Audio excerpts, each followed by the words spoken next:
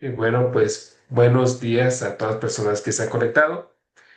El día de hoy vamos a tener la conferencia de Neurocriminología y Compasión, nuevas vías de intervención con personas infractoras, que será impartida por la doctora Isabel Moreno. Ella es criminóloga y doctora en neurociencias por la Universidad de Valencia. Actualmente es profesora en la Universidad Internacional de Valencia, donde dirige el equipo de investigación en neurociencia aplicada a la prevención de la violencia. Ha trabajado directamente con hombres condenados por violencia de pareja y colabora con las fuerzas y cuerpos de seguridad del Estado y con el Instituto de Criminología de la Universidad de Valencia en el análisis y perfilación de groomers. Ha participado en proyectos competitivos de ámbito nacional sobre violencia de género en colaboración con el Ministerio del Interior y la Secretaría General de Instituciones Penitenciarias. Su investigación integra neurocriminología y compasión como herramientas para la intervención y prevención de la violencia. Cuenta con publicaciones en revistas internacionales de alto impacto, abordando factores de riesgo y protección en hombres y mujeres condenados desde una perspectiva biopsicosocial. Además, es facilitadora certificada en Compassionate Mind Training y miembro de la Junta Directiva de Compassionate Mind Spain. Pues es un gusto tenerle, doctora Isabel, y pues le dejo la palabra a usted. Muchas gracias a todas y todos por conectarse nuevamente. Adelante. Pues muchas gracias, Hugo. Bueno, en primer lugar, agradecerte a ti la invitación y a la Universidad Iberoamericana por este espacio y por acoger también estas perspectivas, ¿no? Innovadoras dentro del mundo de la intervención con la delincuencia. Por supuesto, también a todas y todas las personas que os habéis conectado y a aquellas que nos veréis en diferido, especialmente, como le comentaba al doctor Hugo, ¿verdad? Estas horas de la mañana. Espero no resultar monótona, entreteneros y bueno, suscitar parte de interés sobre esta línea de investigación que llevo ejerciendo durante algunos años ya. Em, Perdonadme si veis que mi voz se entrecorta o tengo que hacer alguna pausa para beber agua, me pilláis un poco constipada. Y bueno, esta es la conferencia que vengo a presentaros hoy. Como bien me ha introducido, muchísimas gracias, Hugo, de neurocriminología y compasión. Y mi propósito no es otro que el que hoy os podáis ir a casa con algunos conceptos que tal vez sean novedosos, pero sobre todo que los podáis entender. Entonces, esta conferencia la he dividido en varios bloques. Me gustaría, en primer lugar, pues enmarcar, ¿no? De manera teórica qué es esto de la neurocriminología, qué es esto de la compasión, que entendamos de alguna forma, acercándonos a estos conceptos desde ese modelo biopsicosocial que os voy a introducir. ¿Cómo podemos o de qué nos sirve para intervenir y para prevenir también? Lo hemos hablado de intervención, pero podríamos hablar de prevención dentro de las personas que han cometido delitos, ¿no? Alguna vez en su vida o aquellos que están por cometerlos. ¿Cómo podemos ayudarles de alguna forma como profesionales? Y también me gustaría dar pues como una perspectiva práctica de la nueva línea de investigación que estoy llevando, porque vais a ver que va más en principio desde el análisis, pero la idea es llevarla a la aplicación de la intervención. Entonces un poco que veáis de efecto práctico cómo esto lo estoy plasmando en un protocolo de intervención que esperablemente se llevará a cabo de forma pronta.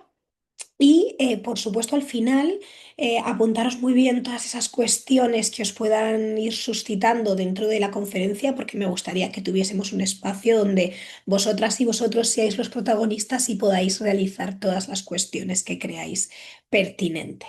¿De acuerdo? Así que espero bueno, que aprendamos todas, incluida yo misma, de este espacio que nos ha concedido la universidad. Bien. En primer lugar, me gustaría hacer una breve mención, me gustaría comenzar con este estudio que para mí refleja de alguna forma, tenéis por aquí la referencia, seguro que el profesor Hugo después puede facilitaros la presentación, por mí no hay ningún problema, para que tengáis la bibliografía un poco de la que vamos a ir hablando. Y este estudio de alguna forma refleja cómo las personas ligan en su cuerpo de alguna forma distintas emociones. Sé que vuestro perfil es el de la psicología, por tanto, seguramente muchos de y muchas de vosotras estéis relacionados con este tipo, estéis familiarizados, disculpad, con este tipo de cuestiones, pero muchas veces cuando hablamos desde los sistemas penales, ¿no? Y cuando hablamos desde la criminología, pues suscita un poco bueno, de desconcierto, porque tenemos muchas veces, y creo que esto sigue vigente, una diferenciación muy clara entre lo que es el cuerpo y lo que es la mente. Sin embargo, los estudios neurocientíficos contemporáneos cada vez están apuntando a que hay una fusión de alguna forma, ¿no? Y también sabéis, estoy segura como psicólogas, que sentimos esas emociones en el cuerpo y en este estudio, bueno, pues vemos cómo las personas describieron dónde sentían más intensidad en las emociones que les comentaba el investigador, ¿no? Entonces, por ejemplo, cuando hablaba de la ira, fijaos cómo se une, ¿no? Cómo se viene al pecho y cómo se viene a los brazos esa sensación de intensidad. Los colores más claros, más cálidos, disculpad, más cálidos, así como amarillito, como el rojo, están hablando de más intensidad y cuando estamos hablando de esos azules, estamos hablando de menor intensidad, ¿verdad? Entonces, por ejemplo, la depresión, ¿no? El azul baja hasta abajo, se ha cortado la imagen, pero de alguna manera lo que reparte es frío por todas partes, inmovilización. Cuando hablamos de felicidad, por ejemplo, se reparten, ¿no? por todo el cuerpo esas emociones. Cuando hablamos de tristeza, se siente cierta presión en el pecho, pero hay como una inmovilidad en las piernas. Entonces, fijaos simplemente cómo describiendo las emociones, y además fue una muestra bastante amplia, por eso me interesa este estudio, eh, pudieron ver cómo el afecto positivo y el afecto negativo se reflejaba en el cuerpo. Simplemente como una pincelada antes de entrar a hablar de esta neurocriminología, ¿no? Y este modelo biopsicosocial. Fijaos que cuando hablamos de criminología estamos hablando de una ciencia social, estamos hablando de una ciencia empírica y multidisciplinar que pone el foco en el estudio del delito, el delincuente, la víctima y el control social. Esto es lo que hace la criminología como una ciencia social que es.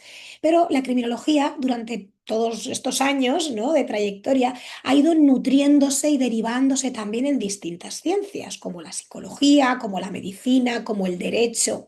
Y entre ellas, en este último siglo, ha entrado el poder de la neurociencia, ¿verdad? Decimos que estamos en el siglo del cerebro, en este siglo XXI.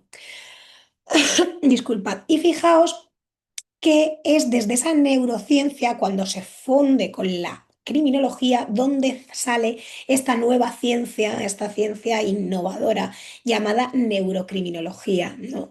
Que bueno, estamos ahora poniendo en la palestra, donde se están generando un grueso de artículos científicos, pero es algo que está ocurriendo en estos escasos 20-30 años.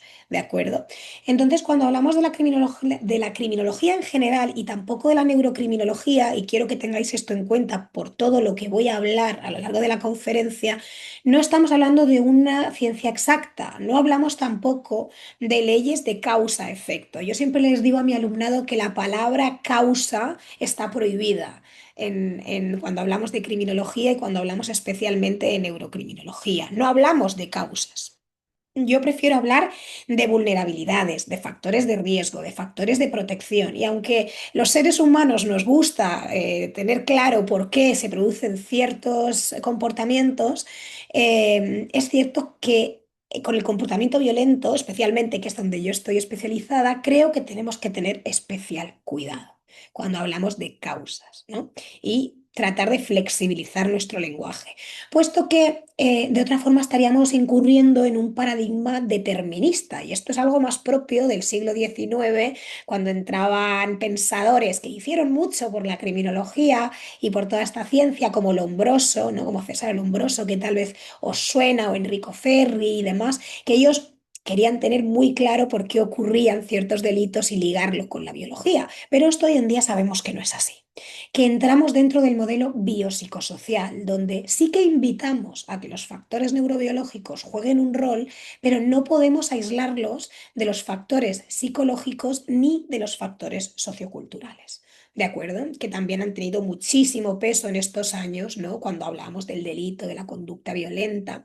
Ahora estamos de nuevo introduciendo aquellos factores biológicos que se propuso en la escuela positivista del siglo XIX, pero los enmarcamos en un modelo, ¿verdad?, mucho más flexible, donde interaccionan estas tres esferas entre ellas y también lo hacen con el comportamiento humano. Más concretamente, en este caso, con la conducta violenta.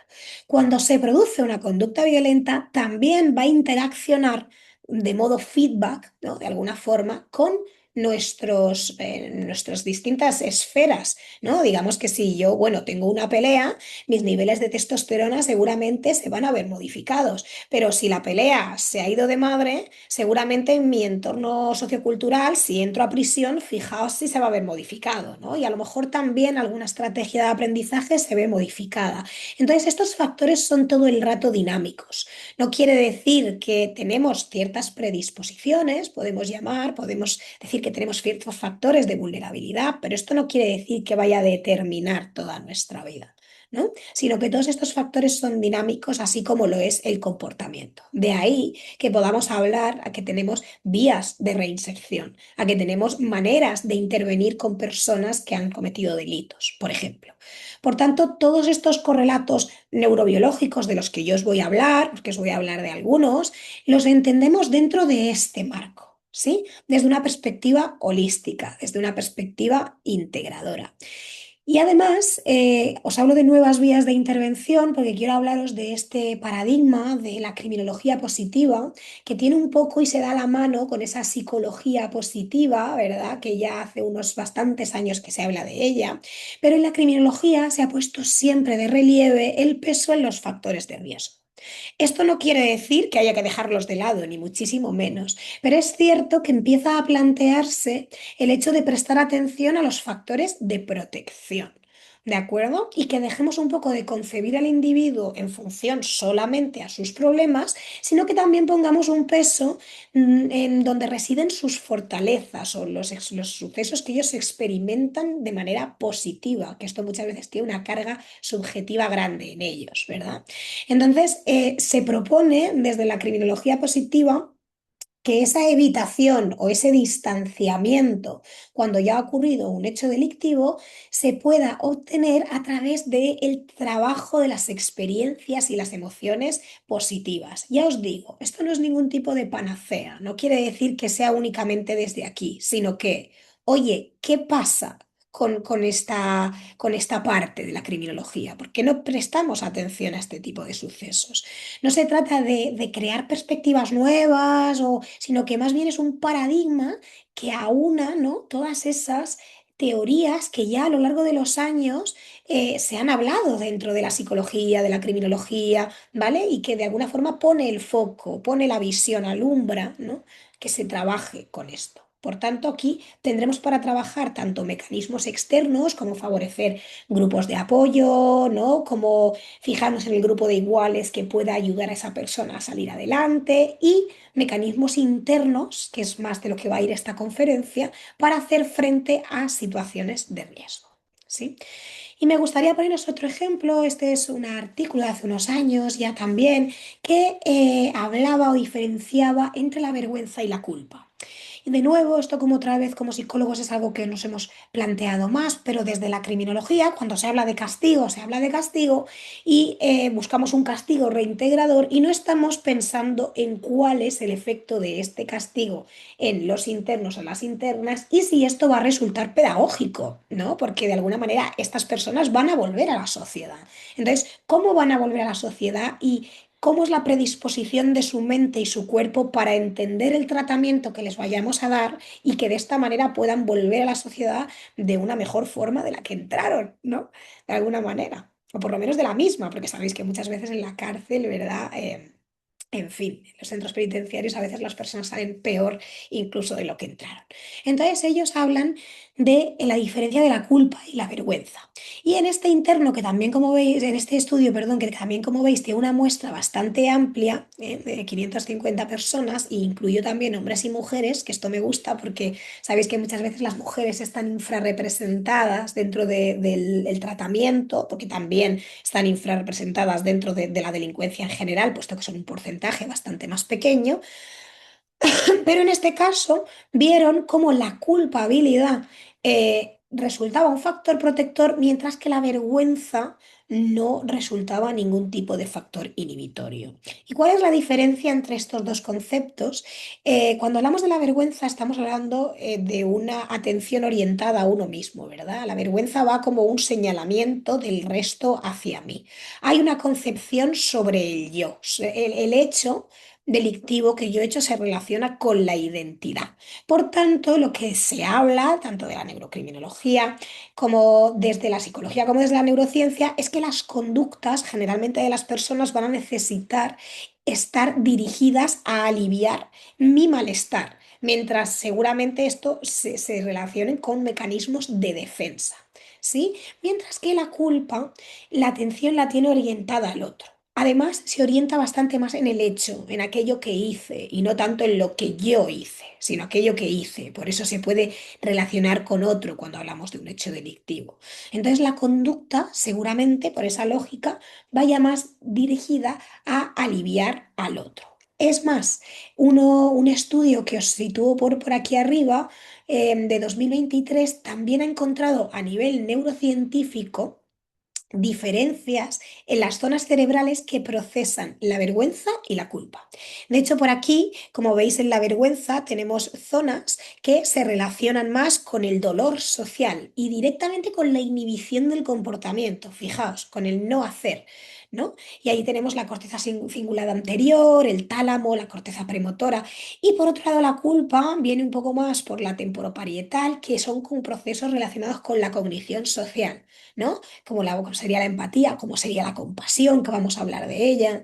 Entonces, de manera de que me relaciono con los demás. Entonces, bueno, estos son dos estudios que yo os he ligado de alguna forma con los conceptos, no es que de alguna forma lo concluyan de esta forma, pero me gustaría que viésemos esa unión de alguna manera que aparentemente hay entre esa parte más psicológica y esa parte biológica, ¿no? Neurocientífica. ¿Cómo hay una diferencia entre la vergüenza y la culpa? Quedémonos con eso, que nos resuene un poquito, ¿no?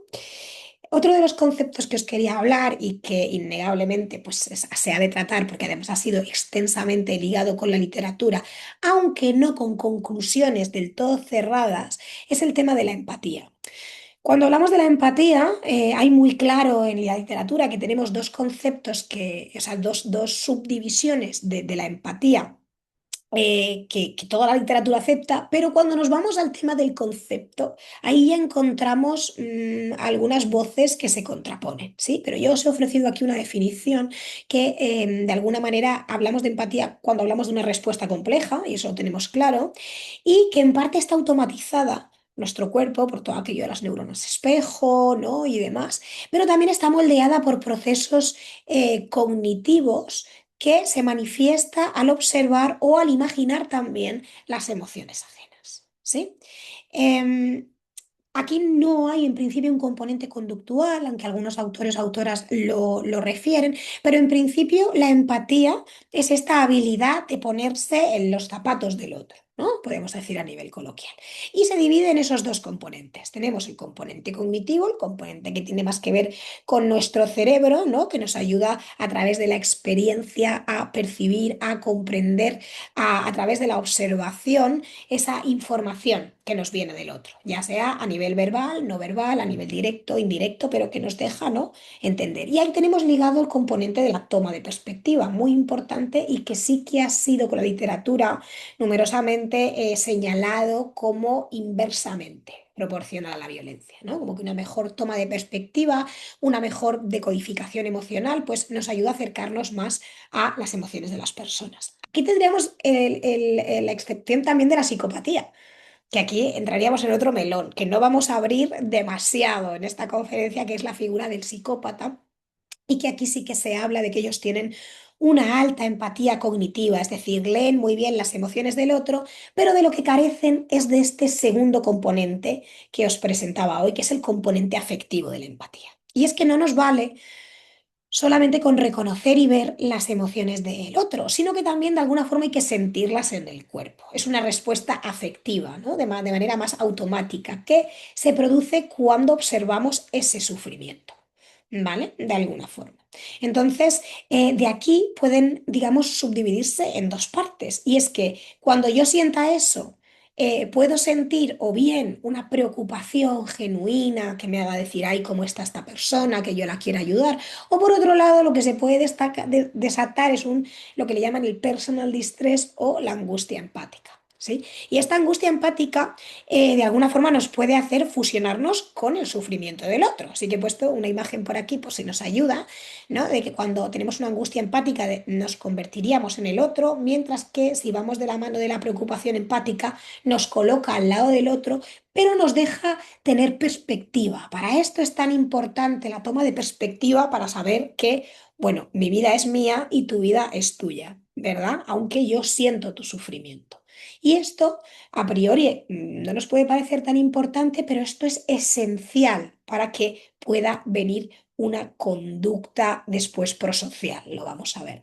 De hecho, hay distintos estudios, de nuevo, a nivel de neurociencia, que nos diferencian entre ese empathic distress o angustia empática y el empathic care, que viene siendo la preocupación empática que os comentaba. Y fijaos que tenemos distintas zonas cerebrales por aquí señaladitas en morado, ¿no? Cuando hablamos de ese cuidado empático o esa preocupación empática, y fijaos que viene más a ser esa parte de la corteza, de esta parte más, digamos, evolucionada, ¿no? Que tiene que ver con funciones tanto cognitivas como emocionales de alguna manera más complejas, con distintas áreas de asociación también, que nos ayudan, ¿no? A entender de forma más, entre comillas, humana, lo que es la empatía, ¿no? Sin embargo, cuando nos vamos a la angustia empática, fijaos que se centra bastante más por zonas subcorticales, zonas que tienen que ver también con el sistema límbico, que podríamos, de alguna manera, entrecomillarlas como un cerebro más antiguo, un cerebro más animal, un cerebro más mamífero, que tiene que ver con motivaciones más básicas, ¿sí? Entonces, es algo que viene impreso en nuestro ADN a priori, el hecho de conectarnos con el sufrimiento del otro, pero qué hacemos con ese sufrimiento va a ser importante, ¿vale? Tanto nosotros como las personas que cometen delitos, ¿no? Un poco, los humanos en general. Y fijaos que tendríamos esos mecanismos automatizados como el contagio emocional o el mimetismo que nos llevan a esa empatía, que es el ponernos en los zapatos de los demás, pero esto nos podría llevar a dos caminos. La empatía nos puede llevar al camino de la angustia empática, que viene ligado a ese efecto negativo, ¿verdad? Que esto podría orientarse, tal como vimos con la vergüenza, con conductas asociadas a mí yo mismo, como con el fin de adaptarme a la situación. Y digamos, conductas, podría entrar también la agresión. Es decir, esto es algo que no se ha planteado en la literatura y nosotros planteamos en un artículo que ahora os comentaré, que es el hecho de decir, oye, ¿y si siento, y si realmente lo que sienten a veces las personas que cometen delitos o agreden a otro es que sienten una empatía que no saben regular y por tanto de alguna forma agreden al otro? ¿Se me entiende? Em, de alguna forma esto puede ser tristeza, esto puede ser una huida, pero a lo mejor también es un enfrentamiento porque yo no quiero ver tu sufrimiento. Y esto yo lo he notado a nivel personal cuando he estado tratando en prisiones, ¿no? Con agresores de violencia de género, por ejemplo, aunque nos suene muy loco, pero hablar de su compañera sentimental a nivel de es que no paraba de llorar y yo no sabía qué hacer. ¿Vale? Entonces es como decir, bueno, ¿y entonces qué haces? ¿Le gritas? ¿Por qué no para de llorar? Y esto también pasa si lo pensáis un poquito con los padres y las madres, con los niños, a veces cuando se hacen daño y les gritamos porque, ¡cuidado! No es una especie de mecanismo de protección, bueno, en fin, vamos a quedarnos con eso por ahí. Y por otro lado, tenemos esa parte de distrés empática y, como os comentaba, esa parte de preocupación empática que aquí le he llamado compasión. Y aquí daremos un pasito más adelante y os explicaré dentro qué es esa compasión, pero esa compasión nos va a añadir el componente conductual, según ha planteado la literatura. Pero aquí quiero ir ya a las personas infractoras. Este es uno de los estudios que llevé a cabo en mi tesis doctoral, donde evaluamos a 130 personas condenadas por distintos delitos, tanto hombres como mujeres. Y fijaos lo que vimos cuando les pasamos el cuestionario de empatía y les pasamos el cuestionario de violencia, de agresión, el AQ de Bass-Perry, que vimos que con un modelo de regresión múltiple, donde controlamos también el género de las personas, lo que vimos es que menores niveles de empatía cognitiva llevaban a mayores niveles de violencia. Cuando veíamos ese componente cognitivo, perdón, de la empatía. Y cuando nos íbamos a esa parte afectiva, fijaos que aquí no salió significativo, aunque había una tendencia, una menor preocupación empática llevaba a una mayor violencia. Generalmente en literatura tampoco suele dar significativo, también porque hay preguntas con alta deseabilidad social y ahí podríamos entrar en la discusión, pero bueno, nos olvidamos de esta parte porque no dio significativa, pero aquí es donde quiero que nos centremos.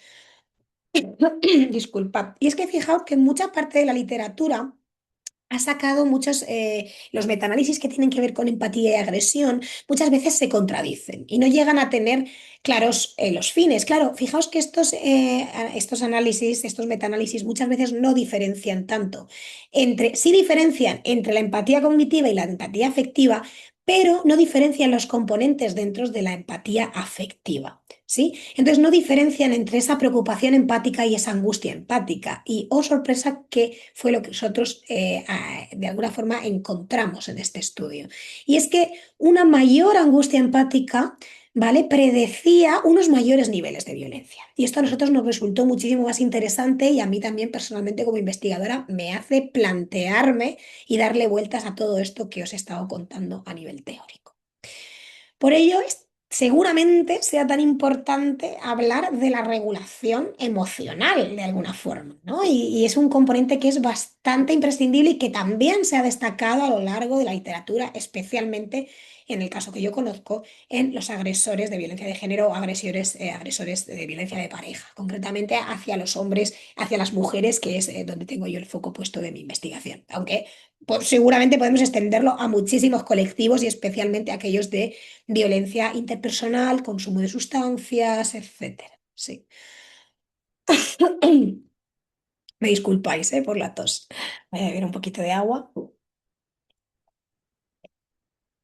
Y aquí es donde paso a comentaros ese concepto de compasión que, como veis, va a incluir el concepto de empatía, que lo tenemos por aquí. Es súper importante tener competencias empáticas. ¿Para qué? Porque el concepto de compasión se divide, como ya os he ido adelantando, en dos partes. Una de ellas va a ser la sensibilidad al sufrimiento ajeno y también propio. Vamos a quedarnos también con esta parte. Una sensibilidad al sufrimiento. Para ello van a ser necesarias las competencias empáticas.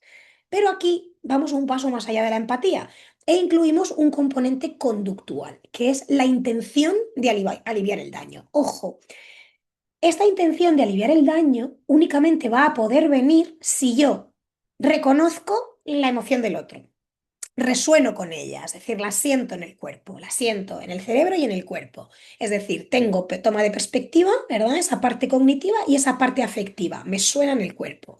Pero si consigo superar el malestar personal, porque inevitablemente si yo veo a alguien sufrir, yo voy a tener una parte de malestar y para eso voy a necesitar habilidades de regulación emocional que me hagan sentir un afecto positivo y no un afecto negativo. Y desde este afecto positivo es de donde va a nacer la intención genuina de aliviar el sufrimiento del otro.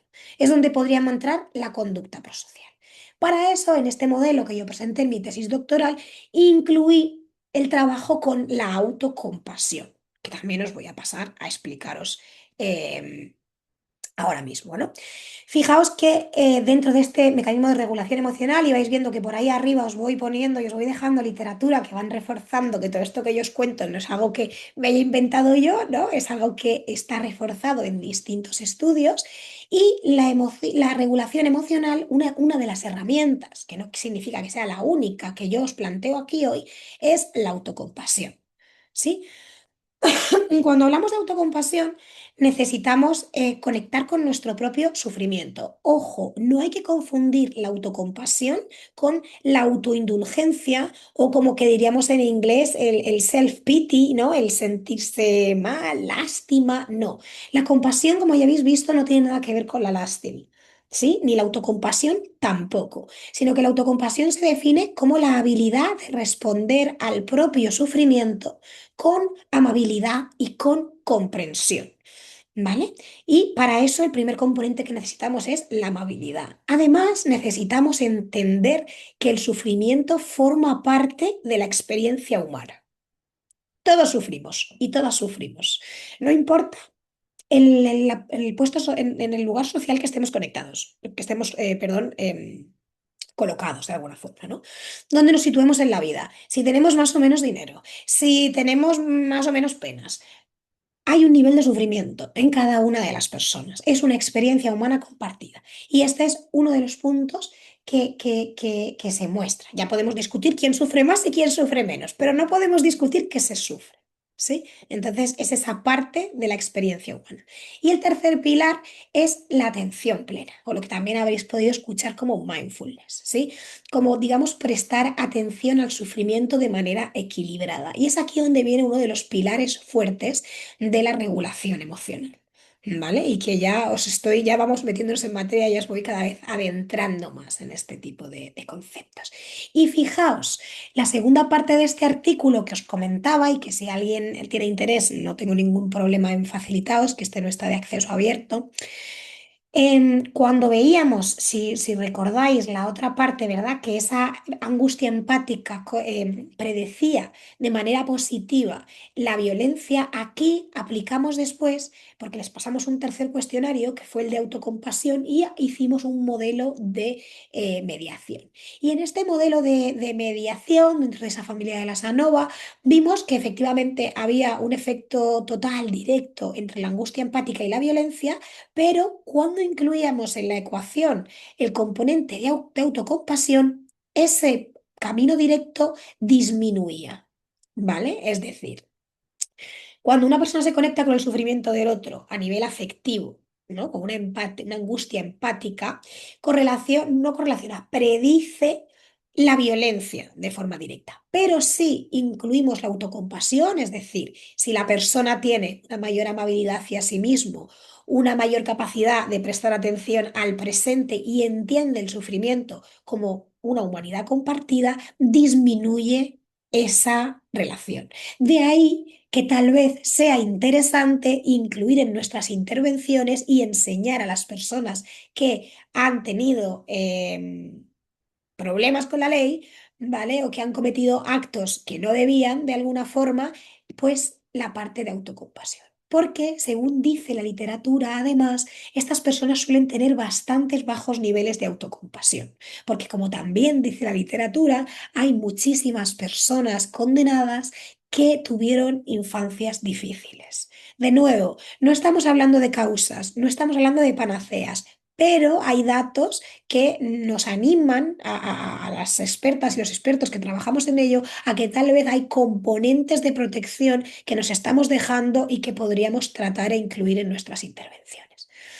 Y antes de continuar, quería presentaros así muy rápido, que seguro que ya lo conocéis, pero es a nuestro sistema, nuestro señor sistema nervioso, ¿verdad? Dividido entre el sistema nervioso central, cerebro, médula espinal, aquel que procesa todo lo que pensamos y sentimos, y el sistema nervioso periférico. Concretamente, poner la atención, simplemente aquí como un repaso rápido de ese sistema nervioso autónomo que efectivamente funciona, ¿verdad? Como dije bien su nombre, de manera autónoma, y es el que se encarga de cómo late nuestro corazón, de cómo respiramos. ¿Cómo nos interesa a nosotros esto en neurocriminología? Nos interesa a través de las técnicas psicofisiológicas, nos interesa a través de la psicofisiología. Y es que esta psicofisiología, de alguna forma, el cuerpo, cómo funciona el latido de mi corazón, concretamente para lo que os voy a explicar, nos está chivando un poco, nos está diciendo qué es lo que está procesando nuestro sistema nervioso central, por el hecho de que están directamente, ¿verdad?, ligados. Ese sistema nervioso autónomo se divide entre sistema nervioso parasimpático, el encargado del rest and digest, ¿sí? El que baja a nuestro cuerpo, y el que regula a nuestro sistema nervioso simpático, que es el que nos prepara para las respuestas de lucha o huida. ¿Vale? Y ellos de alguna forma son complementarios, funcionan todo el tiempo. No es que funcione uno, luego el otro, pero intentamos dividirlos y segmentarlos pues para entender un poquito más, ¿verdad? Toda esta psicofisiología. Entonces, fijaos que el sistema nervioso autónomo ha sido un biomarcador de estas poblaciones delincuentes cada vez más, como os comentaba, en estos últimos años. Es la neurocriminología la que se encarga de esto y la que nos está tratando de dar pistas de cómo funcionan o cómo procesan estas personas, ¿no? Y cómo procesan estas personas nos ayuda a tratar de afinar herramientas a la hora de la prevención y del tratamiento. Entonces, justamente el sistema nervioso autónomo lo utilizamos como un biomarcador emocional. Y como ya os decía, tenemos al sistema nervioso simpático encargado de la lucha-huida, sistema nervioso parasimpático regula la lucha-huida. Y un poco más allá, un biomarcador que tratamos dentro y en el que yo soy especialista en el sistema nervioso parasimpático es la variabilidad cardíaca, que no sé si la habéis escuchado alguna vez. Esta variabilidad cardíaca realmente, contrariamente a lo que pensamos, nuestro corazón no funciona de manera completamente rítmica, no es un pum, pum, pum, ¿vale? Sino que tiene una cierta diferenciación entre latido y latido. Puede ser que estemos hablando de ella a nivel de tiempo, ¿vale? Pero también podemos estar hablando de ella a nivel como de latido más alto y más bajo, a nivel de espectro, pero en este momento hablaremos del tiempo, ¿vale? Fijaos que por unos microsegundos se diferencia el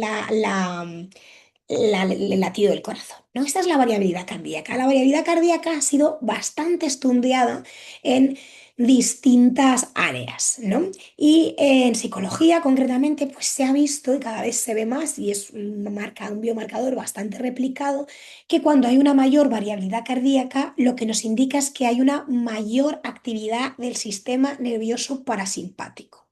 Y una mayor variabilidad cardíaca, así como si algunas de vosotras o vosotros hacéis deporte, seguro que lo habéis escuchado, porque también es verdad, es un biomarcador de salud, ¿no? Y de mejor rendimiento y demás, creo, ahí me voy yo de lo mío, pero sí que algunas campanas he escuchado. A nivel de psicología, cuando hablamos de una mayor variabilidad cardíaca, hablamos de una mayor capacidad de regulación emocional, de una mayor flexibilidad cognitiva, de una mayor empatía, de una mayor conducta prosocial, ¿vale? Que directamente la podemos poner frente a la conducta antisocial, ¿no? Y de una mayor compasión, que es aquí a lo que vamos. Em, para ver un poco, en mi tesis doctoral vuelvo de nuevo para ver un poco cómo esta variabilidad cardíaca y cómo este sistema nervioso parasimpático funcionaba en personas que habían cometido delitos, generé un protocolo experimental para ver cómo reaccionaban ante una tarea de compasión. ¿Vale? Que es un poco a lo que os vengo trayendo, ¿no?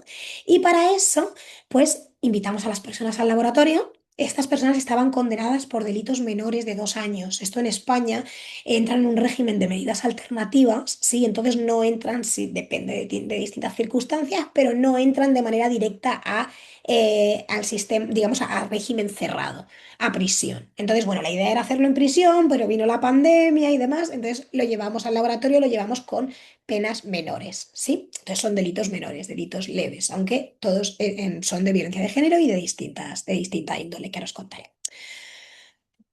Invitamos, por tanto, a las personas al laboratorio. Les recogimos con su línea base, es decir, cómo vienen ellos, cómo está su corazón, cómo está su variabilidad cardíaca cuando llegan. Les dimos unas instrucciones y les colocamos unas gafas de realidad virtual.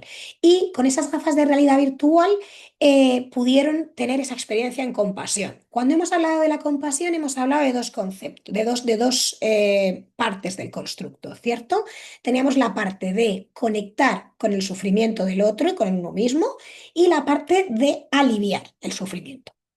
Este proyecto fue subvencionado por el Ministerio de Universidades de España y por tanto contábamos con financiación. Al contar con financiación pudimos permitirnos pagar a los participantes y con ese dinero que los participantes recibían para probar esa conducta prosocial, ese componente motivacional de la compasión, les dimos la posibilidad ficticia ellos no sabían que era ficticia, lo dijimos al final del experimento, de poder donar este dinero. Entonces, cuando ellos estaban en su realidad virtual, en primer lugar conectaban con el sufrimiento a través de entrar con un conectar con un campo de refugiados, que era un vídeo especialmente preparado para sentir compasión.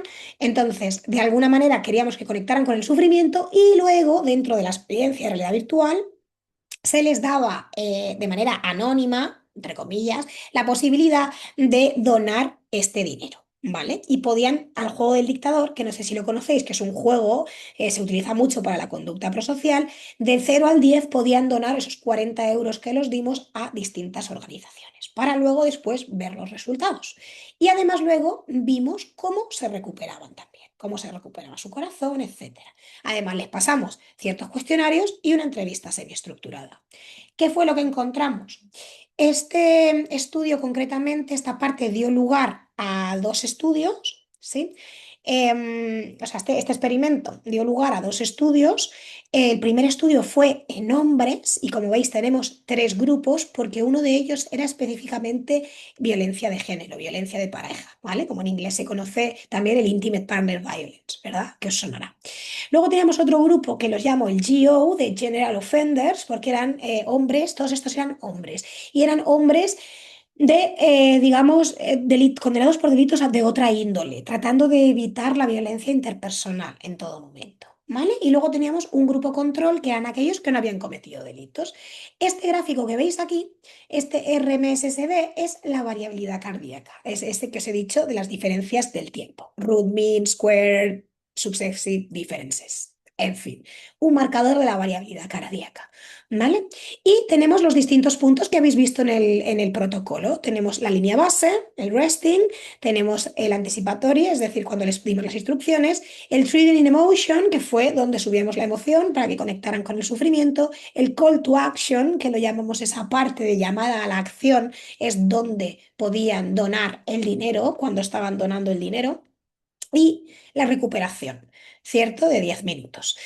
Em, Fijaos que lo que fue interesante, y aquí tenemos un grupo de mujeres. El grupo de mujeres es bastante menos abundante, teníamos 30 y 30. Aquí teníamos 150, ¿vale? En total. Aquí teníamos 30 y 30 porque fue bastante difícil reclutar a las mujeres y tenemos solo dos grupos. Tenemos en verde el grupo de los offenders, de las offenders, mejor dicho, y en rojo teníamos el grupo de las personas, las mujeres, en este caso, sin antecedentes delictivos. ¿Qué fue curioso de este experimento? Fue curioso que no encontramos diferencias en el estado de ánimo, porque les pasamos un PANAS para ver un cuestionario que mide afecto positivo y afecto negativo, en un pre y un post, no encontramos diferencias, no encontramos diferencias en la conducta prosocial. Y esto nos hace discutir muchas cosas, ¿no? Nos hace discutir desde los instrumentos que utilizamos hasta, bueno, ¿y si no hay diferencias? ¿Vale? Directamente entre ellos. Pero lo que fue interesante es que sí que se demostraron diferencias a nivel de psicofisiología. Por eso también la importancia de que la criminología y la psicología se abran también a esa vertiente un poco neurocientífica de decir, bueno, ¿qué nos está contando el cuerpo que a lo mejor el cerebro esconde? Esto a lo mejor suena un poco poético, pero ¿qué nos está ocultando algo? El cuerpo. Entonces, con esto vimos esas diferencias a nivel de variabilidad cardíaca, además en los dos grupos. Y si os fijáis, las diferencias fueron parecidas, ¿no? Sobre todo si obremos a los delincuentes generales y a las mujeres, fijaos que lo que os quiero destacar es que la diferencia principal la encontramos aquí, en el momento de conectar el sufrimiento. Y fue que como en base a la literatura que habéis visto, que una mayor variabilidad cardíaca, ¿no? De alguna manera correlacionaba con una mayor compasión, y esto ocurre en estos grupos de rojito que son estos grupos sin antecedentes penales, es decir, cuando yo veo el sufrimiento del otro y me pongo en su lugar, mi sistema parasimpático aumenta porque de alguna forma me está regulando, no ocurre lo mismo con los grupos de delincuentes.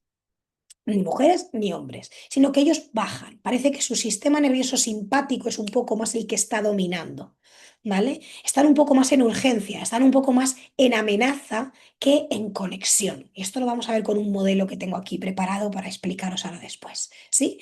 Y especialmente me gustaría que le echáis un ojo aquí qué pasa con los las personas que cometieron violencia de género, con estos hombres. Directamente su sistema va hacia abajo cuando hablamos de conexión con el sufrimiento, ¿sí? Directamente su sistema va cayendo hacia abajo, es decir, su sistema parasimpático cae. No parece que tengan los recursos suficientes a nivel parasimpático para enfrentarse al sufrimiento. Esta fue la conclusión que yo obtuve en mis estudios, ¿no?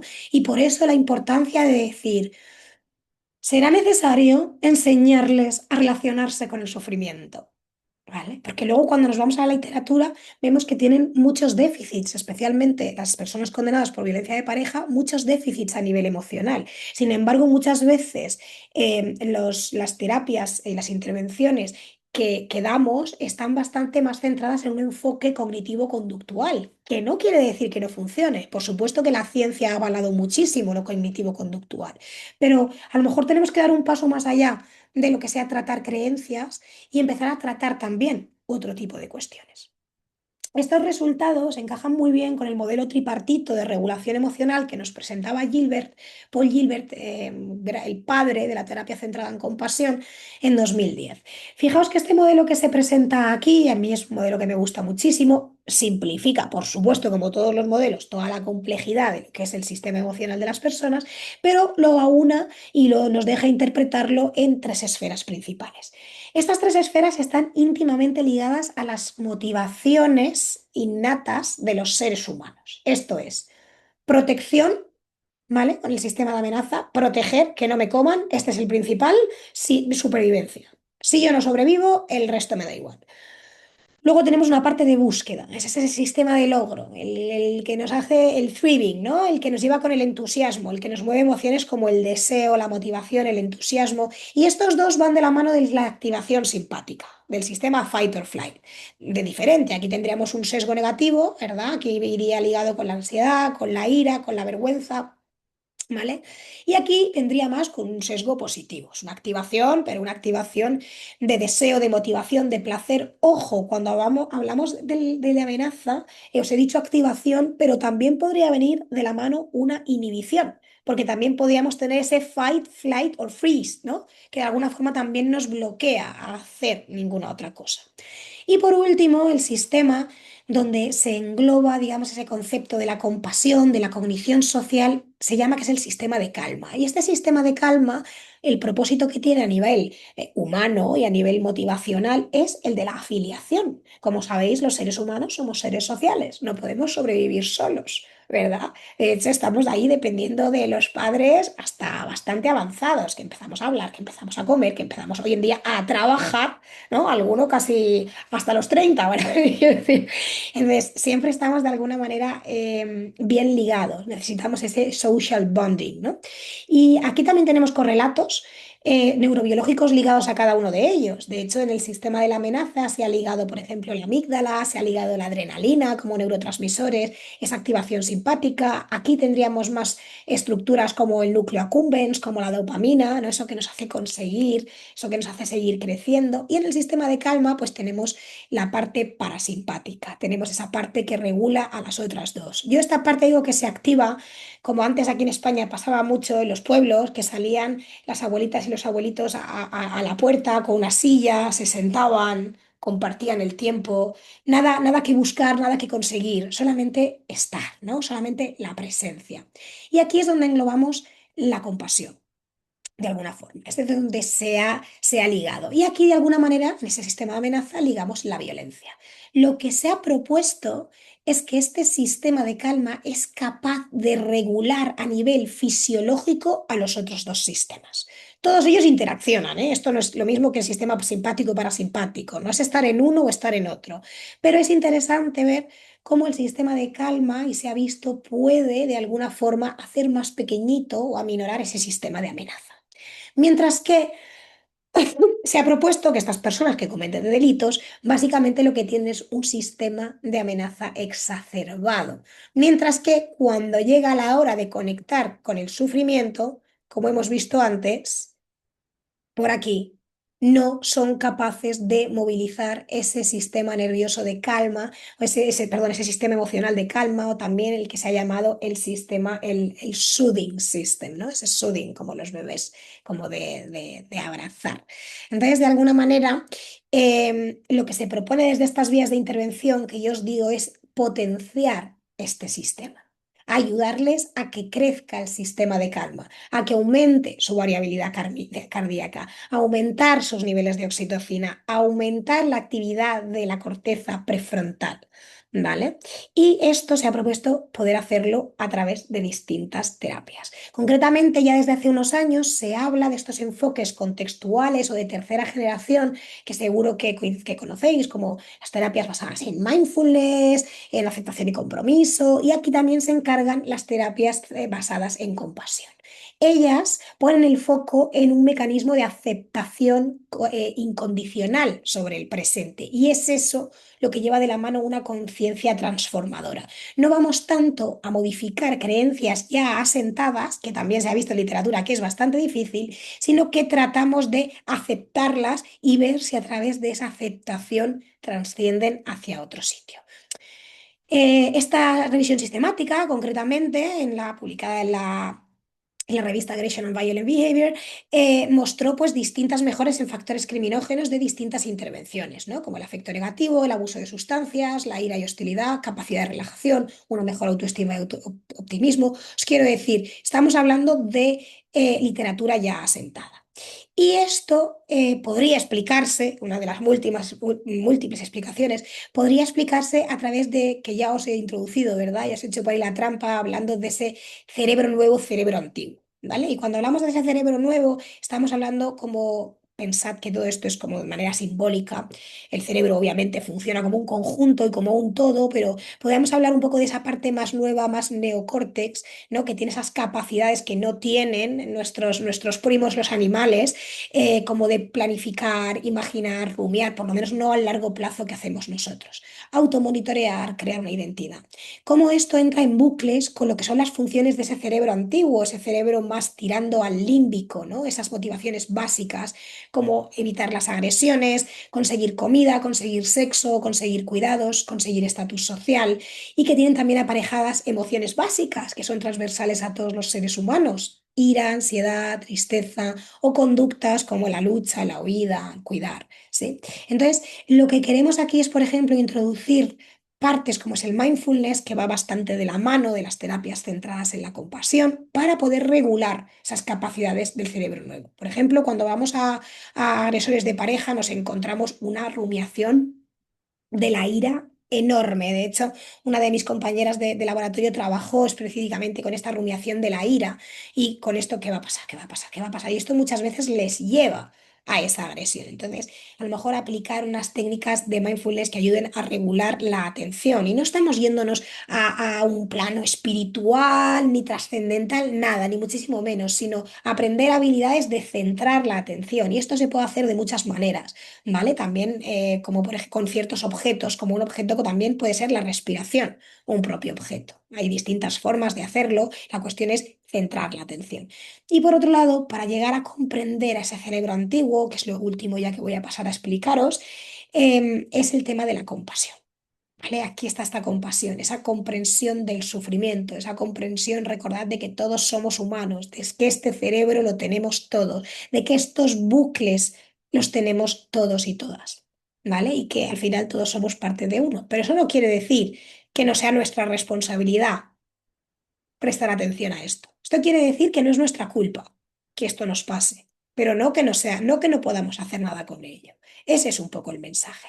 Fijaos que la literatura a nivel de neurociencia ha hablado muchísimo de los beneficios del mindfulness, de cómo reduce la reactividad de ese sistema límbico, cómo reduce ese procesamiento de la amígdala, ese secuestro amigdalino que podemos hablar que ocurre a veces en el cerebro, cómo regula el medio interno, cómo también influye sobre la variabilidad cardíaca, aumentándola, y cómo refuerza el lóbulo prefrontal. Esto es súper importante. El lóbulo prefrontal ha sido, y concretamente la corteza prefrontal, mejor dicho, ha sido señalada por la literatura como una de las estructuras que es más capaz de regular, ¿no? Que resulta del control inhibitorio y que tiene que ver con esas funciones ejecutivas, toma de decisiones, planificación, etcétera. Entonces, ¿cómo puede ayudar dentro de esas partes?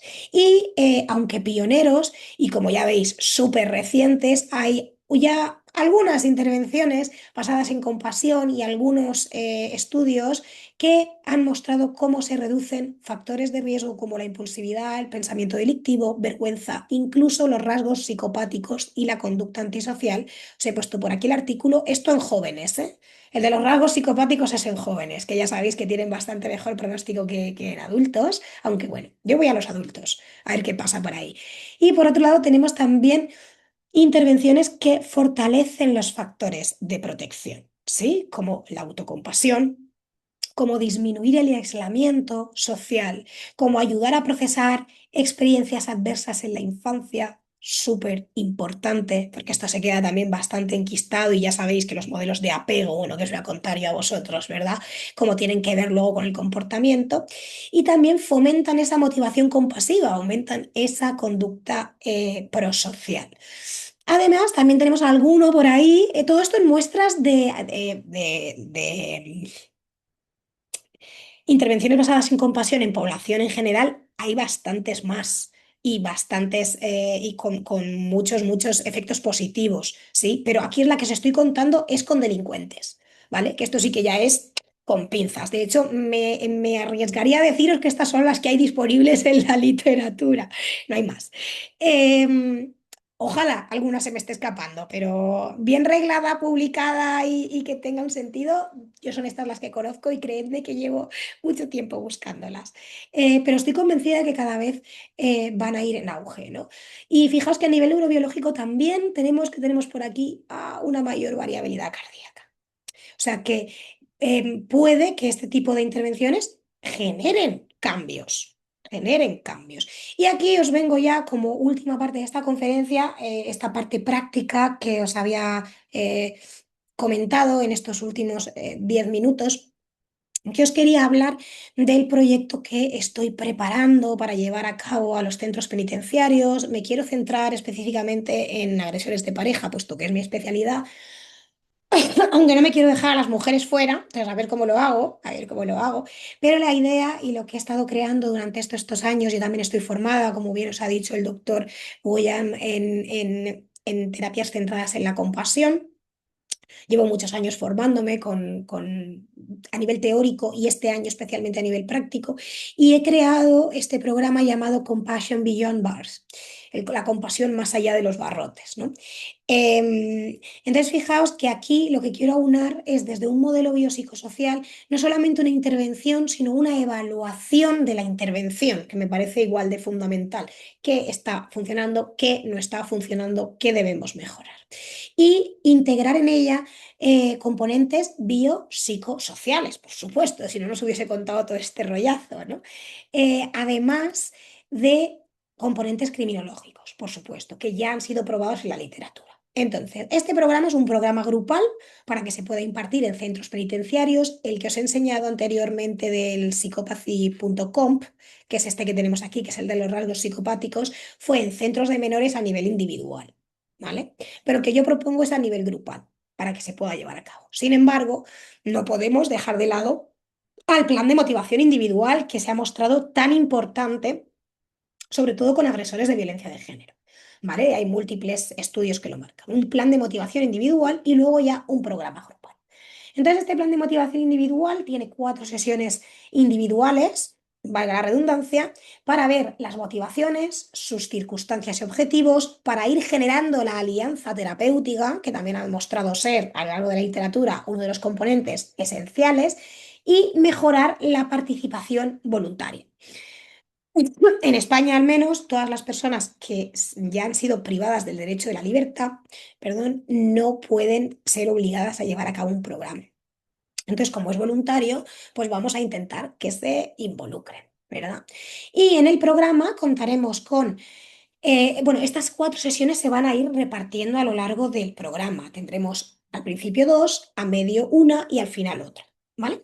Y el programa, que os voy a pasar a contarlo, son 4 módulos durante 3 meses, 12 sesiones grupales de unas 2 horas y media con alguna pausa. Obviamente todo es mucho, pero van a haber algunos momentos de pausa, algunos momentos de trabajo con el cuerpo, algunos momentos de interocepción, entonces, bueno, la idea es hacerlo bastante dinámico, no tenerlos ahí sentados en una silla 2 horas y media, porque eso va a ser imposible, según me dice a mí mi experiencia. Y tenemos esa evaluación biopsicosocial. La idea es hacer un pre y un post, ¿vale? Y luego un seguimiento. Esa evaluación biopsicosocial incluiría una medición de la variabilidad cardíaca, ¿vale? Frente a una experiencia en compasión, concretamente una Compassion Focus Imaginary, ¿vale? Que se hace mucho para verlo, tratar de ponerlos en imaginación como una especie de meditación guiada y ver cómo reaccionan antes y después. Cuestionarios psicosociales, dígase ira, empatía, motivación compasiva, miedos a la compasión, duelo, porque ¿qué pasa con la tristeza? Ira, hostilidad, por supuesto, pero ¿qué pasa con la tristeza y sobre todo en las personas que han perdido a su pareja? ¿Cómo se está procesando ese sufrimiento? Que ahí es donde vamos también a acercarse al propio sufrimiento, autocompasión, y me gustaría también contar con, digamos, su conducta. Hablar con los funcionarios, esto va a ser un poco complicado, pero intentar hablar con los funcionarios y ver si en algún parte de faltas, por ejemplo, podemos ver si su conducta se ha modificado. Además, lo ideal sería hacer un follow-up, es decir, un seguimiento a los 3 meses. Esto es ambicioso, pero por lo menos nos quedamos con el pre, con el post y con el programa. ¿Sí? Y este programa está dividido en 4 módulos y va a contarles básicamente lo que yo os he estado contando, un vocabulario bastante más accesible, más lentito, integrándolo más en el cuerpo, pero viene a hablar el primer módulo sobre los fundamentos de nuestra mente, es decir, cómo somos los seres humanos, cómo respondemos a las amenazas y que aunque no podamos cambiar los sucesos que nos pasen en la vida, sí podemos cambiar cómo nos relacionamos con ellos. Luego tenemos un segundo módulo que se entiende, se llama Entendiendo nuestra mente desde los fundamentos de la terapia centrada en compasión o Compassion Focus Therapy, ¿vale? Que habla de ese multiple self, no sé si lo conocéis, de esas versiones que tenemos de uno mismo, de que somos al final una versión de todos los que nosotras y nosotros podríamos ser, somos una herencia evolutiva, de contexto, de genética y que eso de alguna manera marca quién somos, ¿vale? Y ahí tratamos de explorar también esa vergüenza y esas estrategias de seguridad que ellos tienen, que muchas veces irán relacionadas con la violencia, ya sea a nivel aprendida, seguramente, ¿no? Y tratando de fomentar la conciencia de la responsabilidad. El tercer módulo es el que más peso tiene. Este es el Compassion in My Training, donde se tratarían con herramientas específicas de la terapia centrada en compasión, que al final van dirigidas a aprender a reconocer las reacciones de la mente y del cuerpo, aplicando pues estrategias compasivas para que puedan gestionar ese malestar y ese sufrimiento de manera eficaz. Y esto aquí incluye los 3 flujos de la compasión, es decir, cómo reacciono yo con mi propio sufrimiento, cuando los demás me dan compasión, que muchas veces nos cerramos, con enviar compasión a los otros, entender un poco estas partes y entender cómo procesamos esas emociones difíciles y tratar de mandar compasión a esas emociones difíciles. Se explora el yo compasivo, se exploran distintos componentes de ese yo compasivo, que viene siendo esa sabiduría, esa conexión con el cuidado, esa fortaleza también. Todo esto además lo explicamos en cursos que os he puesto por aquí de esa Compassionate Mind Spain, si queréis echar un ojo. De hecho, dentro de poco doy una charla allí sobre cómo pasar de la amenaza a la calma, también para población general. O sea, esto es algo que hacemos en población ya general, pero que la idea es llevarlo a población penitenciaria. Y por último, y aquí también está esta parte criminológica, la reinserción, la prevención y el cierre, volver a recoger esas motivaciones específicas, hablar de prevención de recaídas y entender que el sufrimiento va a estar siempre con nosotros, pero que ahora contamos con estrategias distintas, ¿sí? Entonces, todo esto que os he contado y recogiendo ya para cerrar, no hablamos de prevención, o sea, no hablamos de panaceas. Hablamos de complementar e enriquecer los programas ya existentes, de plantearnos introducir el trabajo con el cuerpo, de tratar de sumar eficacia a estos programas con nuevas herramientas, como os he contado, y tratar de mejorar los componentes cognitivos para llevar a cambios personales que puedan favorecer su desarrollo y sus competencias. También de tratarlos como personas, que esto es algo que somos. Y aquí pensad como terapeutas también, ¿no? Y como personas, como profesionales, esta parte de si una persona creéis que va a cambiar desde esa vergüenza, desde esa identidad, concepción del yo de yo soy malo, tendrá más probabilidades de cambiar desde el yo soy malo o desde el hice algo mal, con esa culpa, con esa atención orientada al hechos. Pero es más, que es la pincelada y con esto cierro, que me gustaría acabar. Fijaos si aún podemos poner una perspectiva hacia el futuro, ya más allá del soy malo o le hice algo mal. Si ponemos la perspectiva al futuro, creo que lo transformamos en responsabilidad. Y este hecho ya no define quién soy. Lo he hecho, pero no define quién soy. Aunque esté mal, lo reconozco, trabajo sobre él y me comprometo a cambiarlo. Y esto pienso, estimadas y estimados, que será un mayor impulsor de cambio a nivel conductual y también una especie de empoderador, que si se asume de manera activa, aunque obviamente necesitamos una predisposición por parte de quien viene. Em, y bien, esta es con esto finaliza la conferencia. Este es el mensaje que os quería dar. Muchísimas gracias por vuestra atención, por escucharme y espero vuestras preguntas. Gracias, espero que lo hayáis disfrutado. Muchas gracias, Isa. De verdad, muy, muy interesante Gracias. lo que me has comentado.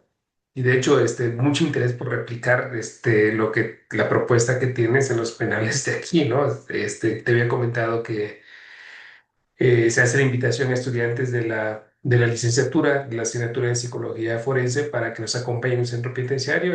Para abril vamos a ir como tres, cuatro personas, pero pues igual muy interesados en si se puede ir replicando la propuesta que tienes aquí. Bueno, pues muchas gracias, Isa, y pues abro los micrófonos para personas que quieran hacer alguna pregunta, algún comentario.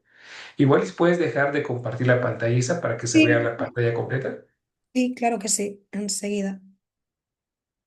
Así nos vemos todos y todas. ¿Qué tal? Gracias por poner vuestras cámaras.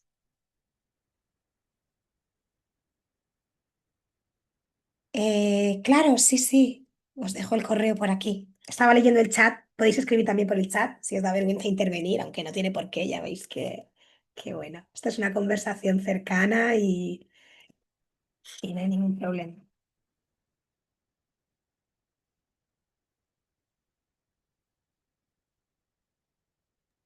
¿Sí nos podrías compartir el artículo, por favor? Sí, claro que sí, os lo paso. Creo que os lo Gracias. chat también.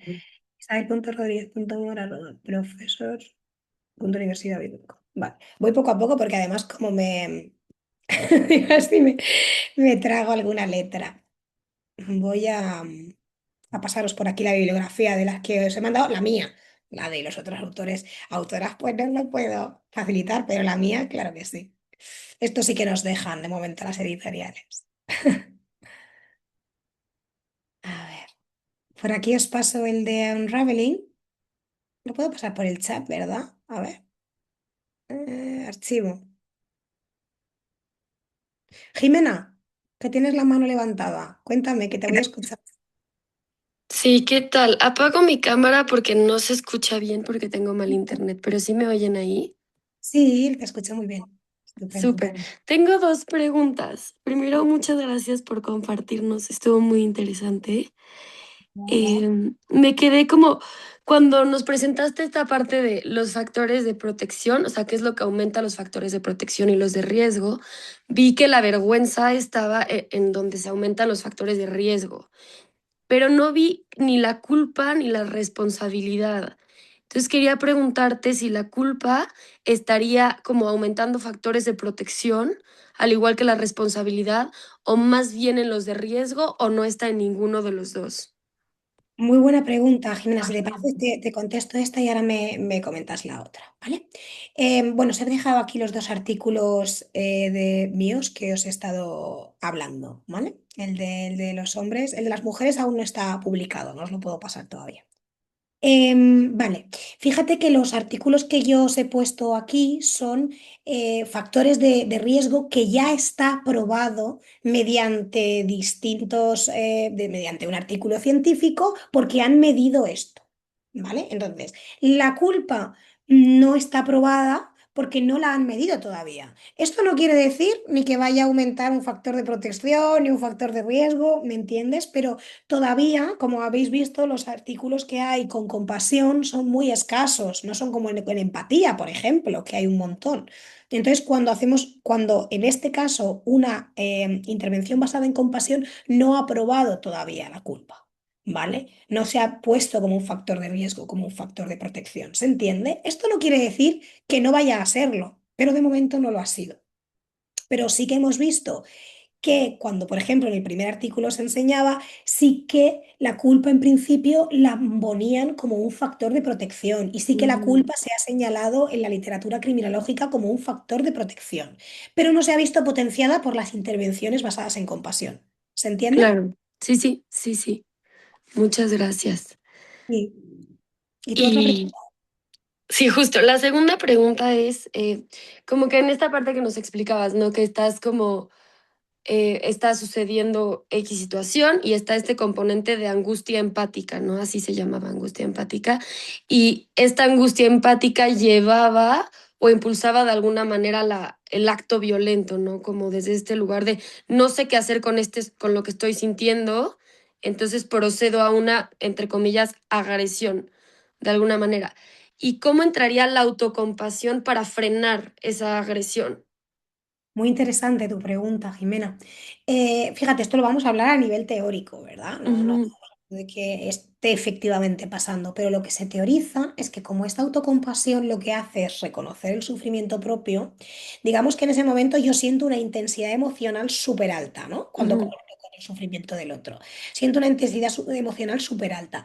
Entonces, en vez de involucrarme directamente allí, lo que me haría la habilidad de autocompasión es decir, un momento, ¿verdad? Porque tenía tres componentes. El primero, mindfulness, la presencia. Me ujú. diría, "Ch, un momento, ¿qué estoy sintiendo? Ostras, estoy sintiendo angustia. Y esta angustia no es mía. Esta angustia es del otro, ¿vale? Primer Mm, componente. Segundo, humanidad compartida. Vale, está sufriendo él. Ya, estoy sufriendo yo. Claro, es que todos sufrimos. Tercer componente, amabilidad. Vale, Isabel, estás sufriendo ahora, está bien porque te importa cómo la otra persona está sufriendo, pero no es tu sufrimiento. Ahí también entraría la toma de perspectiva, es otra habilidad que necesitaríamos para la regulación ujú, emocional, que diría, esto es lo que se llama el sesgo de inferencia, que diríamos, bueno, eso es suyo, esto es mío. Estoy sufriendo, primero me cuido yo, ¿vale? Y una vez que yo me cuido, te digo, ¿cómo estás? ¿Sí? Entonces no mm, entro directamente, no me involucro tanto. Aunque yo sienta ese malestar, soy capaz de regularme. Todo esto pasaría claro, rápido. No como, ¿no? Lo estoy intentando ejemplificar de alguna forma. Pero esto pasaría rápido. Pero de alguna forma lo que quiere hacer esa habilidad de autocompasión es eso. Es reconocer mi propio sufrimiento y decir, vale, voy a descansar en esto, estoy sufriendo por lo que le está pasando a él, me siento mal por lo que le pasa a él, pero yo no soy él. Y es desde aquí desde donde claro. puedo ayudar. ¿Se entiende? Claro, y en ese momento podríamos asumir que hay una mayor variabilidad cardíaca mientras está Bien, sucediendo esto. eso es, podríamos asumir. Ok.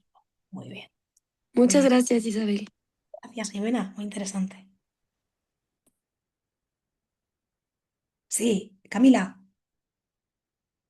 Hola Isabel. Sí, bueno, tengo varias preguntas, vamos. porque me ha dejado pensando muchas cosas, todo lo que nos dices. La primera es, ¿qué pasa cuando la culpa no está relacionada necesariamente como al delito o al crimen, sino que más bien la culpa está relacionada, por ejemplo, a la falla en su rol social? Oh, Hablando de una mujer, ¿no? Que por ejemplo cometió un delito, termina en un penal y la culpa está más bien relacionada ser una mala madre, ¿no? O haber fallado como mujer. ¿Cómo se trabaja con eso? Qué difícil, qué buena, qué buena, qué buena, qué difícil, ¿verdad? Ahí entraríamos con la perspectiva de género, que nos queda mucho camino ahí. Por eso quería decir que aunque me vaya con los hombres penas por violencia de pareja, no me gustaría dejarme para nada la parte de las mujeres, pero ahí creo que además tenemos otro trabajo que tela, ¿no? Yo creo que esa culpa sería más un factor de riesgo, porque iría ligada a la vergüenza, porque fíjate que tú me has hablado ahí de la connotación social que viene desde el señalar de es una mala madre. Entonces yo aquí lo vería bastante más relacionado con la vergüenza y creo que la única culpa que nos puede servir como factor protector es más la relacionada con el delito.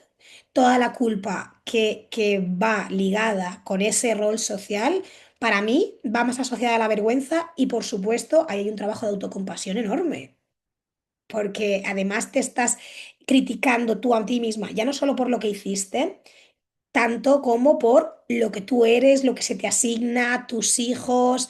Entonces, ahí, más claro que nada, fijaos que yo creo que vemos la importancia de la herramienta de autocompasión para no caer en esa irritabilidad y esa violencia y saltar luego hacia el resto. Yo no soy, tengo que confesaros, así, entre nosotros, que yo no soy muy fan de la culpa, ¿eh? Yo estoy más por la parte de la responsabilidad porque me parece que la culpa ancla al pasado. Sin embargo, la literatura señala a la culpa como uno de los factores protectores. Pero creo que esto también tiene mucho que ver con la cultura, del castigo que señala, pero no tengo claro hasta qué punto el sentirse culpable, yo como persona, como Isabel, lejos de ahí, va a ayudar. Desde luego, esa culpa que señalas tú con esa madre no va a ayudar absolutamente nada. O sea, me parece más ¿no? Un impedimento y un factor de riesgo hacia llevar a cabo otro tipo de conductas, tanto violentas hacia el resto y hacia ella misma, ¿eh? Así que ahí yo te diría autocompasión. Ok, ok. Creo que ya con eso que me dijiste respondes un par más de las preguntas que tenía, pero ya la última es más sobre este, esto que propones de Compassion Beyond Bars. El programa está más orientado hacia gente que tiene sentencias largas, o sea, cómo, bueno, a lo que yo entendí, ¿cómo se aplicaría a una persona que está pronta de salir? Fíjate que el programa es corto. Entonces, realmente todavía, si te soy sincera, no sé a qué colectivo lo tengo que orientar. Yo, de hecho, ahí he hecho y he puesto, vale, vamos a poner a sentencias medias y vamos a ver cómo nos funciona, porque date cuenta que esta es una cosa muy pionera. Entonces, yo creo que especialmente el tratamiento en general, y conforme yo lo he visto, se aplica a personas que están prontas de salir para que estas, digamos, habilidades las puedan practicar fuera, ¿vale? No sé si me iría a delitos graves porque todavía no sé bien cómo funciona. Necesitamos trayectoria con esto. Te podría contestar cualquier otra cosa, pero lo cierto es que no lo sé. Entonces yo creo que por cómo funciona a nivel pedagógico las intervenciones, lo acercaría al momento de salida y de momento no lo haría con penas mayores a 5 años. Es decir, me quedaría con delitos más bien leves para ver cómo funciona en esta población e ir afinando para cuando ya nos vayamos a los delitos graves. Sí. Ok, y bueno, voy a aprovechar el tiempo que tenga para exprimir toda la información que tienes, pero mi pregunta es, chance un poco más personal, de por qué decidiste trabajar con esta población. Pues muchas gracias por tu pregunta. Fíjate, yo realmente entré en criminología porque me pareció fascinante. Yo soy criminóloga, como os ha dicho Hugo. Me pareció fascinante. Yo creo que como a todos nos fascina un poco el comportamiento violento. Y yo entré ahí también porque había muchísimas ramas dentro y a mí siempre me ha gustado estudiar muchas cosas, entonces vi que era una carrera que aunaba la psicología, el derecho, la medicina, la psiquiatría y claro, yo tenía 17 años cuando elegí estudiar y dije, "Ah, allá me voy, voy a probar". Y fijaos que yo cuando entré, que es algo que te destacaría más, entré con una perspectiva súper punitivista. Yo creía en la pena de muerte. Pensaba, bueno, es que si le pasa esto a mi familia, es que no, y era mucho, mucho más rígida. Y gracias a mis compañeros y a todos los conocimientos que adquirí, me fui flexibilizando, fui entendiendo que las personas son personas, que las personas toman malas decisiones y me salió del corazón de alguna forma querer ayudar aquí.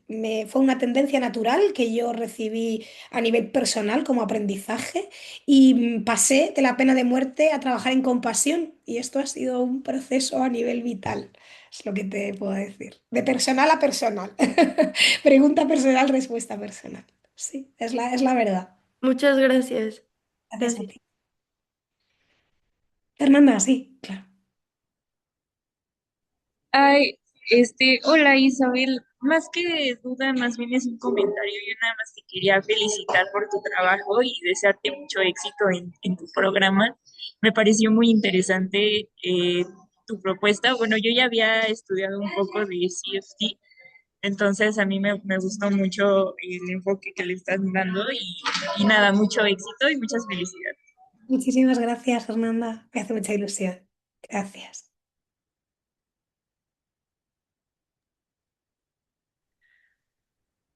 ¿Alguna pregunta más? ¿Un comentario más? Lo que queráis, ¿eh? No tengáis miedo además de preguntar, que no pasa nada. Aprovechar que estamos aquí, tenemos este huequito de comentar cualquier cosa que creáis. Incluso si no estáis de acuerdo, también está muy bien. Me gustaría escuchar puntos de mejora o a mí esto me parece que no. Está muy bien. Y muchas gracias a las personas que os habéis atrevido a comentar y a las que no también. Está muy bien también. Gracias por escuchar la conversación que hemos tenido. Bueno, yo otra vez, este, creo que tiene que ver más con la presentación con tu trabajo en penales y con esta población, que ahorita yo creo que me encuentro en un dilema porque no sé qué pensar sobre la reinserción social, ¿no? Y quiero saber tu opinión, si sí existe la reinserción social o más bien hay que apostarle a una no reincidencia en el crimen y en el delito.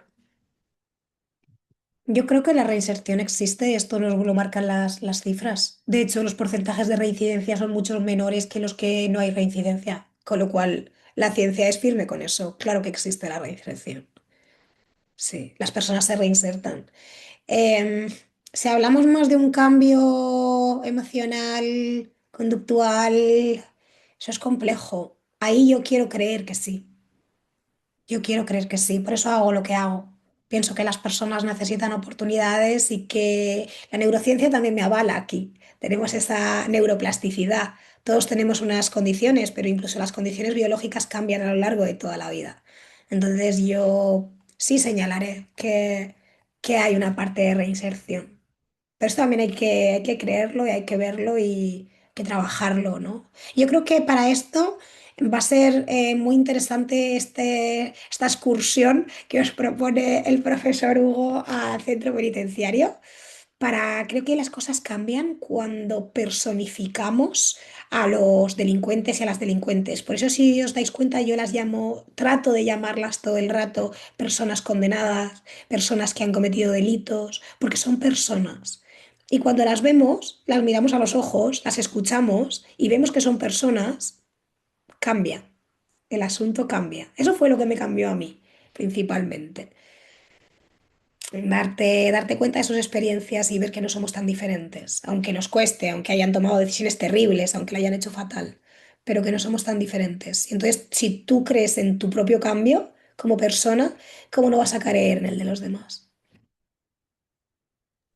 Creo que, y Hugo, córtame si me estoy pasando, este, pero creo que mi duda va más, no en lo personal, sino más un foco social, comunitario. Creo que si las circunstancias sociales en las que vives son suficientemente precarias, te llevan a, ¿no? Te empujan a la criminalidad, a, Sí, sí. sí, no Sí. sé, entonces creo que justo puede haber un cambio personal, pero si te reinsertas en el mismo contexto de criminalidad, de carencias, es complicado, ¿no? Creo que iba por ahí mi Vale, duda. no te he entendido, perdona Camila. Sí, o sea, tremendamente complicado. ¿Qué te voy a decir? Salir y tener el mismo entorno, tremendamente difícil. Yo creo que sí que tendría que haber, además de un cambio personal, pues seguramente habría que rodearse, habría que intentar cambiar de vida, ¿no? Y eso es muy difícil si tu familia está ahí, si tu grupo de apoyo está ahí, si tus padres están ahí. Por eso no hablamos de una panacea. Y por supuesto es que el primer cambio que se debería dar, todo esto que estamos haciendo y todas estas vías de intervención son parches. Son parches porque yo lo primero que he dicho es que la criminología es social. Y si no cambia la sociedad, la delincuencia no va a cambiar. Y eso es innegable. Esto que estamos haciendo es intentar mejorar, parchear, pero obviamente, como muy bien reflexionas, si tú sales y tienes el mismo entorno de delincuencia, pues es muy fácil que vuelvas a tu delincuencia, es que es tu modo de vida y es lo que te están impulsando desde los lados. Entonces, lo primero que tenemos que hacer es acabar con las desigualdades. O sea, eso es una base. Acabar con la pobreza, acabar con la marginalidad, acabar con las desigualdades. Eso, vamos, eso es lo primerísimo. Pero como ya os imagináis, esto es una cosa muy difícil. Por eso estamos aquí profesionales como yo intentando pues parchear el problema que es la sociedad. Y cada vez, bueno, en fin, ¿qué os voy a contar? Entonces, eso es cierto. Estoy contigo, Camila.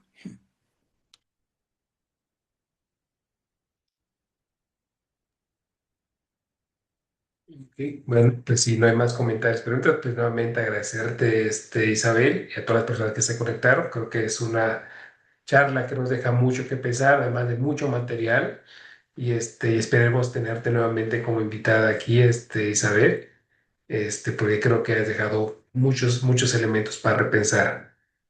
Sí, así Perfecto. que te agradezco nuevamente. Y en breve te mando una constancia por habernos impartido la charla. Y solo me lo firma el coordinador del doctorado y te lo hago llegar un momento. ¿Sí? Genial, agradezco. Bueno, pues un gusto y pues seguimos en contacto. Los estudiantes, ¿me permiten un momento todavía, por favor? Pues gracias, Isabel. Gracias. Ahí. Que vaya muy bien. Mucha suerte en vuestra carrera. Cualquier cosa tenéis mi contacto. Chao. Muchas gracias. Gracias. Gracias. Bueno, pues para los estudiantes que todavía permanecen conectados, por favor, pues nos vemos el lunes. No vamos a dejar algún trabajo, para que disfruten las vacaciones, ¿no? De verdad me hace